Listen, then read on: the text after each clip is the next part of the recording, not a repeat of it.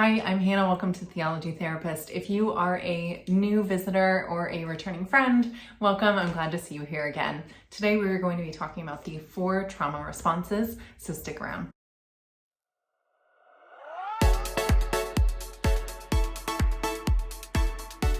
Trauma impacts us all differently, influencing our behavior and our reactions in challenging situations. It can leave a lasting impact on our lives. But did you know that there are 4 common trauma responses that people often experience? In today's video, we will delve into these 4 different kinds of trauma responses and how they can impact someone's life. Resmaa Menakem is an author and he researches intergenerational trauma, and he says this: trauma in a person decontextualized over time looks like personality. Trauma in a family decontextualized over time looks like family traits. Trauma in a people decontextualized over time looks like culture.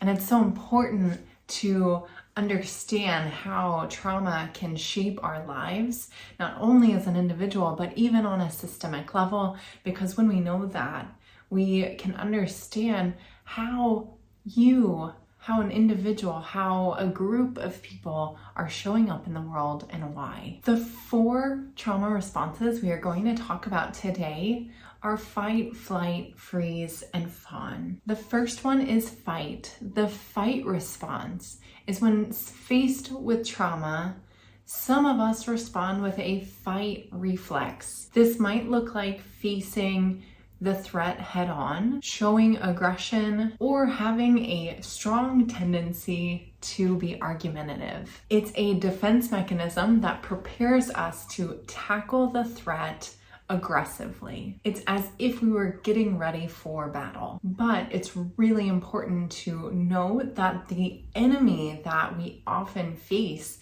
in these situations is not external, but is often our own emotions or fears. So when you're entered into a fight response based on an internal threat, this is based on the threat or the problem perceived by your own emotions or fears. Some ways of recognizing the fight response is going to be someone who is a bully, like when you might think of somebody trying to bully you and what they might look like or sound like or do. Having angry outbursts, being judgmental, even self-harm can be a fight response. In slamming the door, and I don't want to just say slamming the door as a one-off response, but think about like that really loud expression of anger and of that sort of combative, that really fiery energy. Next up is the flight response. In this mode, we feel an intense urge to escape from the stressful situation. This can manifest as avoidance, withdrawal, or physically leaving when things get tough. If you have ever experienced the overwhelming desire to run away when faced with stress or danger, you are already familiar with the flight response. Someone who is operating out of a flight response might look like a workaholic. It might look like an overthinker. It might show up as anxiety, panic, OCD type symptoms. Someone might present as really fidgety. They might present as hyperactive or avoidant. And someone in a flight response might also feel sadness when they're lonely. Because really try to picture that flight response is really running away from the threat. It's saying, I can't, I gotta go. I gotta get out of here. And that sort of extra movement, energy that it presents with has a lot to do with the difficulty of staying and being with whatever the problem or the fear is because it feels unsafe.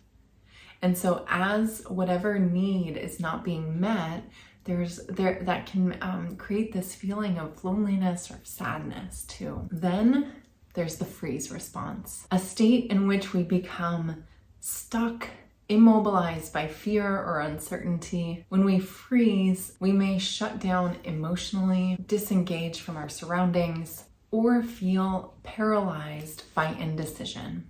It's as if time stops. And suddenly we find ourselves unable to move or think clearly. Some signs or symptoms of being in a freeze response to a traumatic event would be difficulty making decisions, stuck in dissociation, isolating, feeling numb, feeling exhausted all the time, or excessive sleeping. These are all forms and presentations of a freeze response. And with the freeze response, I really want you to picture this biological analogy that we have for the freeze response. And you picture that animal that's being hunted and playing dead, and how all systems shut down until the perceived threat has gone. And whenever your nervous system perceives a threat, whether that's external, but often nowadays this is internal to inside of us, our systems shut down and it is waiting for that threat to dissipate. And when a trauma response becomes chronic and it may develop into PTSD or CPTSD, that's because that threat never went away. Our body never perceived, our nervous system never perceived that the threat was gone and that our systems could come back online, right? And lastly, we have the fawn response. Here, individuals try to avoid conflict by pleasing or appeasing others. They tend to prioritize the needs of others over their own, and they may struggle to set healthy boundaries. Fawning is a survival tactic, and it's one that often goes unnoticed because it shows up subtly ingrained into our interpersonal relationships. So with the three other responses that we've just talked about, the ways that response shows up is very behavioral. Angry or sleeping or hyperactivity, right? Like a lot of these three responses that we just talked about, they show up very action-oriented, very behaviorally. Whereas the fawn response is much more subtle because it is less behavioral, although you can start to pick up on the signs of how those behaviors present in relationships, but it is much more relational in nature.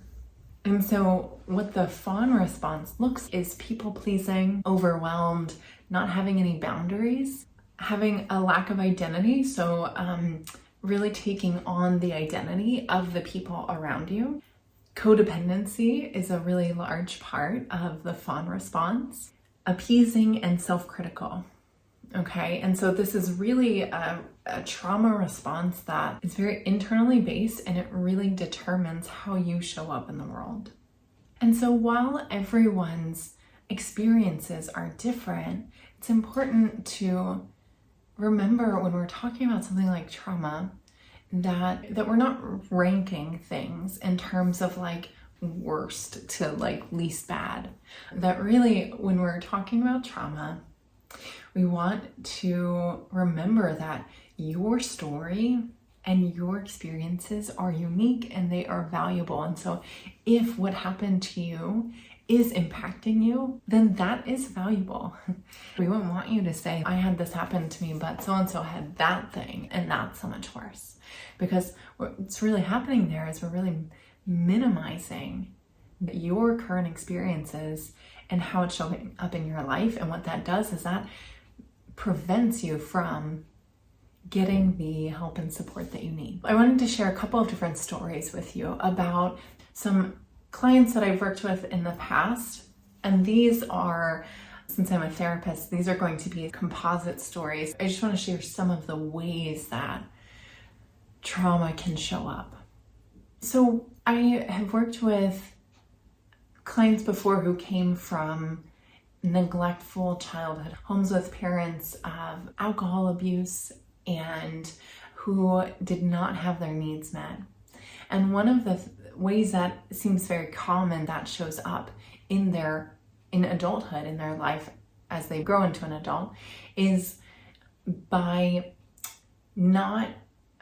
becoming an adult too fast. So taking care of everyone else's needs except for their own, and by having difficulty with identity and decision making. And so one thing to note about these trauma responses is not necessarily that they're like static, like you're only in the freeze response or you're only in the flight response, right?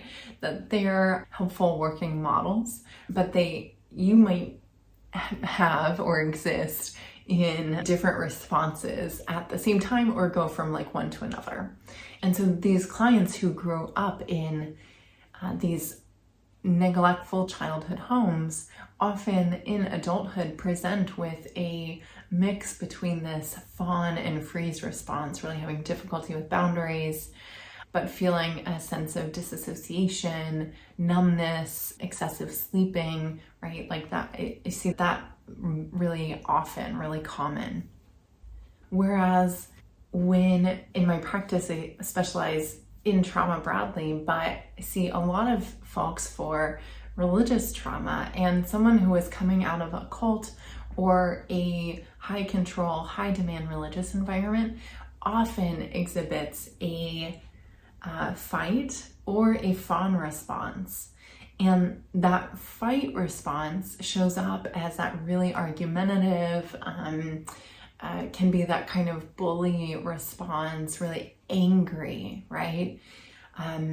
Whereas there's this also presentation, this kind of person, this way of reacting to the trauma outside of these religious spaces, these harmful religious spaces of fawn, where you are taking on, you're codependent on the religious community or that religious leader and taking on the identity of the group. Fawn and fight tend to be really common responses for folks coming out of this environment. And your story and your response might be totally, completely different.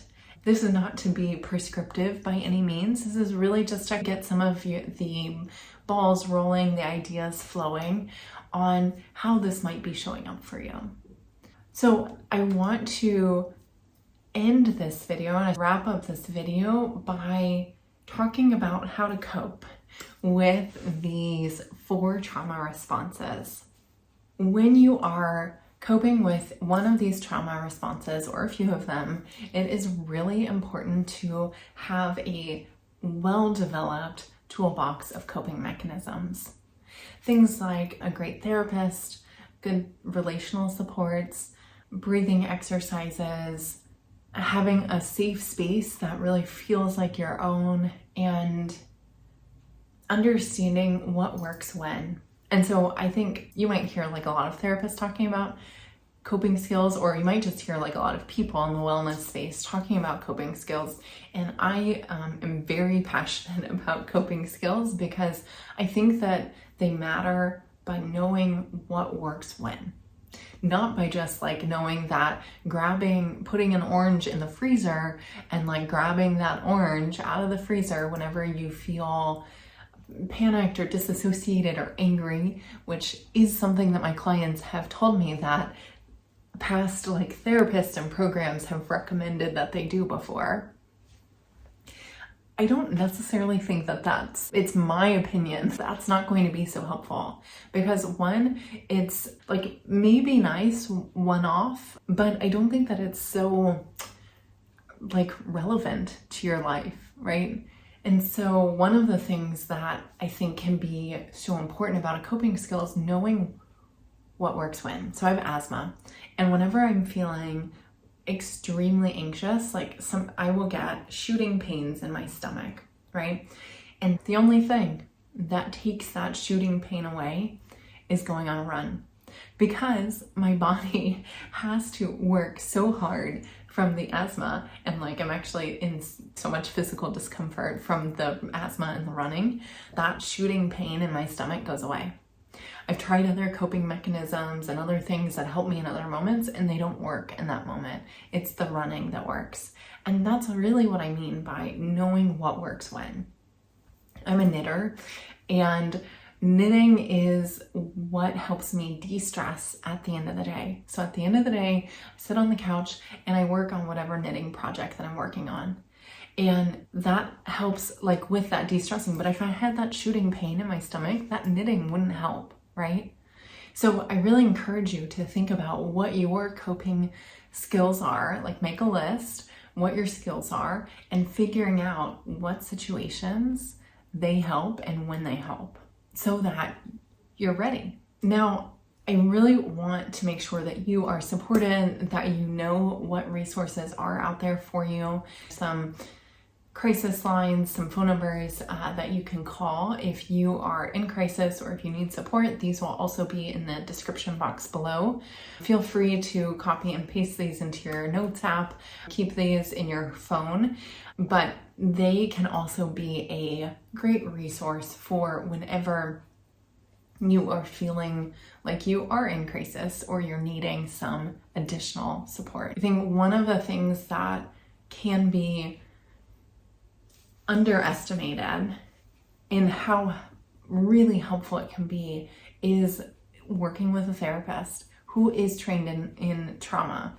And trauma is really common now, so it probably shouldn't be that hard to find a therapist who is trained in a trauma modality, and there are quite a few now out there, and it might just be like finding which one that works for you, whether that's cognitive processing therapy, whether that's EMDR, whether that's internal family systems, or even a psychedelic assisted therapy treatment model. There are a lot of different treatment models for trauma, even maybe looking at a somatic experiencing practitioner.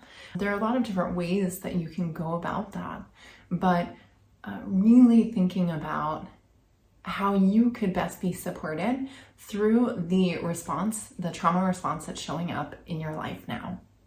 One of the best ways that I would say, one of the easiest ways to find a therapist that's near you is there are a lot of therapy directories, Psychology Today, Zen Care, Therapy Den, Inclusive Therapists. There's a ton of therapy directories, and they have filters that you can go in and filter through those therapists. And then if you're just on Google, you might type in, think about keywords, maybe trauma therapist in Boston, or religious trauma therapist Boston, or trauma therapist Alice, right? And so you might look who comes up, and if you are looking for a private practitioner, then you might have to scroll a bit through Google, because those bigger like therapy, like nationwide businesses, they're going to show up first. And that's because of the money they have at their disposal for putting towards ads, right? So we're just like, let's talking about Google and the way it works. Then you're going to, after that, see some of those therapists who are showing up for those keywords. And so that's another way of going about doing that. And then a different, kind of equally as effective way is if people in your life who are seeing a therapist, even just asking them if they have a recommendation.